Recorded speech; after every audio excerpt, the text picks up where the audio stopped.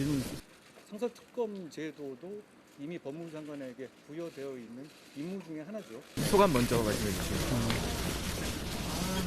코로나와 부동산 등으로 국민들께서 많은 고통받으시는 이런 시기에 법무장관으로 지명돼서 대단히 책임감을 느끼고 있습니다.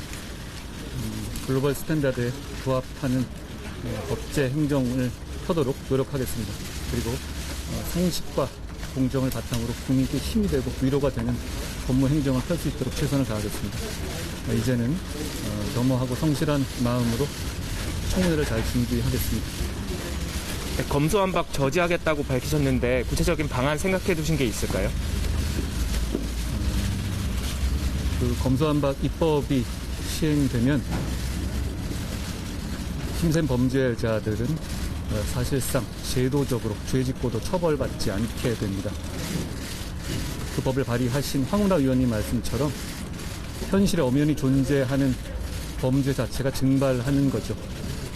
그리고 서민 민생 범죄는 캐비넷에서 잠자고 서민들은 권리 구제 자체를 포기하게 될 겁니다. 결국 이 법안이 통과되면 피해를 보는 것은 오로지 힘없는 국민들 뿐입니다.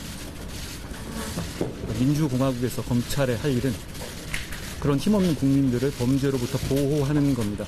그리고 할 일을 제대로 하는 검찰을 두려워해야 할 것은 오직 범죄자뿐입니다. 이제는 지난 5년간 무슨 일이 있었길래 이렇게 명분 없는 야반 도주구까지 벌여야 되는지 국민들께서 많이 궁금해하실 거라고 생각합니다. 방안을 말씀하셨는데 지금 이 법이 통과돼서 국민들이 입게 될 직접적인 피해가 너무 즉각적이고 심대합니다. 그 내용을 국민들께 잘 설명하는 것, 그것이 별것 아닌 것 같지만 가장 유효하고 진정성 있는 방안이 될 거라고 저는 생각하고 있습니다. 이른바 윤석열 라인에 치우친 인사가 있을 거고 그게 결국 검찰의 중립성, 독립성 해칠 거라는 우려들이 있는데 구체적으로 좀 어떻게 하실 방침이신지 이런 우려에 대해서는 어떻게 보시는지. 일단 제가 아직 장관에 취임하기 전이니까 인사 방향에서 말씀드리면 적절하지 않지만 일반론으로 말씀드리면 인사라는 것이 뭐 언론인 여러분도 마찬가지일 겁니다. 대단히 중요한 일입니다. 대단히 중요한 만큼 대단히 어려운 일입니다. 오직 국민의 눈높이에서 실력과 그리고 그동안의 공정에 대해서 보여준 의지를 기준으로 형평성 있는 인사를 해야 되겠죠. 그리고 누가 보더라도 여러분이 보시더라도 수긍할 만한 인사를 할 수 있도록 저는 노력할 겁니다. 그 아내분과의 이해충돌 문제도 제기되는데 이에 대해서는 어떻게 대응하실 예정이신지. 저에 대해서 인사청문회 기간까지 여러 가지 궁금한 점들이 많이 있을 거라고 생각합니다. 그 과정에 대해서 제가 성실하고 솔직하게 잘 대응하도록 하겠습니다. 아직 제가 처음 단계라서 내용을 잘 못 봤습니다. 근데 저희 준비단으로 질문해 주시거나 하면 제가 성실하고 늦지 않게 잘 답변 드리겠습니다. 언젠가 상설특검 여부를 결정하시게 될 순간이 오실 텐데 그때 가장 중요한 본인만의 원칙 기준이 있다면 어떤 걸까요? 상설특검 제도도 이미 법무부 장관에게 부여되어 있는 임무 중에 하나죠. 거기에 대해서 어떤 특정 사건이라든가 방향을 전제로 해서 제가 지금 단계에서 말씀드리는 것은 괜한 오해만 불러일으킬 것 같습니다. 다만 업무 처리는 공정하고 누구에게나 똑같을 거라는 점을 약속드립니다. 그 당선인이 지명 과정에서 특별히 당부하신 게 있을까요? 우리나라 법제가 법제를 비롯해 다른 여러 분야가 세계를 이끄는 분야가 많이 있는데요. 거기에 걸맞는 선진 법제를 글로벌 스탠다드에 맞는 그런 법제를 한번 꼭 구현해 달라는 당부 말씀이 있으셨습니다. 그 검찰총장께서 조금 전에 이 검수완박 법안 통과하려면 본인부터 탄핵을 시켜라 이런 취지로 말씀을 하셨는데 이런 전체적인 상황에 대해서는 좀 어떻게 보시는지요? 아까 제가 말씀드린 거에 대부분 포함되어 있을 것 같고요. 중요한 것은 이 법안이 통과되면 즉각적으로 장기적으로가 아니라 즉각적으로 대단한 혼란이 있을 것이고 대단한 국민들의 피해가 있을 겁니다. 그 점에 대해서 사법 시스템 업무에 종사하는 모든 사람들이 거기에 대해서 의견을 말하고 그만큼 절박한 의견을 말하는 것은 직업윤리이자 양심의 영역이라고 생각합니다. 그 인사청문회에 임하시는 각오 한 말씀 부탁드립니다. 말씀드린 것처럼 저에 대해서 많은 질문이라든가 궁금한 점이 있으실 텐데요. 솔직하고 성실하고 겸허하게 말씀을 잘 드리겠습니다. 그리고 앞으로 준비해야 될 부분이 많으니까요. 하나만 더 여쭤보겠습니다. 청문회 전국에서 다른 후보자에 대해서도 여러 가지 의혹이 지금 쏟아지고 있는데 과거처럼 검찰의 적극적인 수사 필요하다고 보시는지요? 저는 지금 청문회와 인사의 직접 당사자이기 때문에 다른 후보자들이라든가 이런 상황에 대해서 말씀드리는 것은 적절하지 않을 것 같습니다. 여기까지만 하죠. 지금 우리나라 사법 체계가 글로벌 스탠다드에 뒤처진다거나 혹은 따라가고 있다고 생각하세요? 어떤 나라도 모든 면에서 선진적일 수는 없겠죠.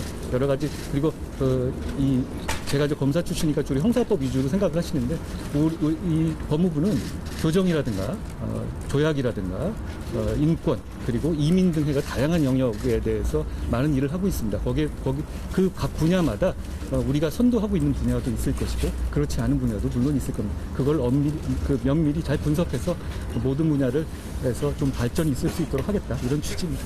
전임 장관들과의 본인과의 가장 큰 차별화가 있다면 어떤 걸까요?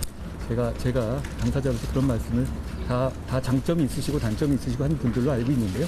저도 마찬가지입니다. 거기에 대해서 제가 뭐 이렇게 비교하고 하는 건 좀 주제 넘은 일 같습니다. 이 정도 하시면 어떨까요? 없으실 것 같은데?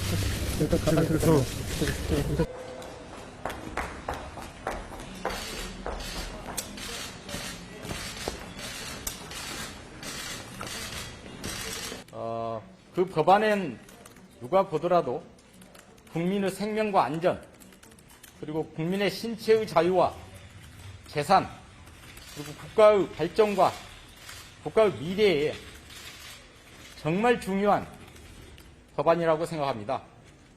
따라서 이 법안은 국회에서 법무부와 검찰, 법원, 경찰이 참여하는 형사사법 제도개혁 특별위원회에서 충분한 논의를 거쳐야 한다고 생각합니다.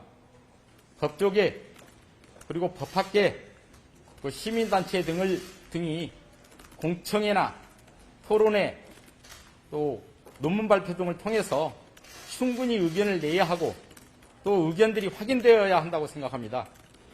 국민들의 이해와 공감대가 반드시 필요하다고 생각합니다. 이러한 점을 국회의장님께 간절한 마음으로 호소를 드리려고 합니다. 국회에 왔으니까 국회 요청을 드리겠습니다. 검찰이 잘못했다면 그 책임은 검찰의 총장인 검찰을 이끌고 있는 저에게 있다고 생각합니다. 입법 절차에 앞서서 저에 대한 국회의 탄핵 절차를 먼저 진행해 주실 것을 요청드립니다. 저에 대한 탄핵 절차 이후에 입법 절차를 진행하신다면 그것이 오히려 온당하다고 생각하고요. 그 입법 절차는 말씀드린 것처럼 충분한 논의를 거쳐 심사숙고해서 진행해 주셨으면 좋겠습니다. 절박한 심정입니다. 감사합니다. 의장님께서 총장님 면담 응하셨나요? 어제도 의장님을 뵈러 왔고요. 어제는 일정이 있어서 안 계신다는 말씀 들었습니다. 오늘은 계시는 것으로 알고 있기 때문에 어제 제가 방문하겠다는 오늘 방문하겠다는 말씀을 드렸고 그래서 오늘 방문하는 것입니다. 문제의 법안이라고 말씀을 해주셨는데 조금 더 구체적으로 설명 부탁드리겠습니다. 이른바 여러분들 언론을 통해서 알고 계시는 검수완박 법안, 우리는 검찰 수사기능 전면 폐지 법안, 헌법에 위반되는 법안이라고 그렇게 생각하고 있습니다.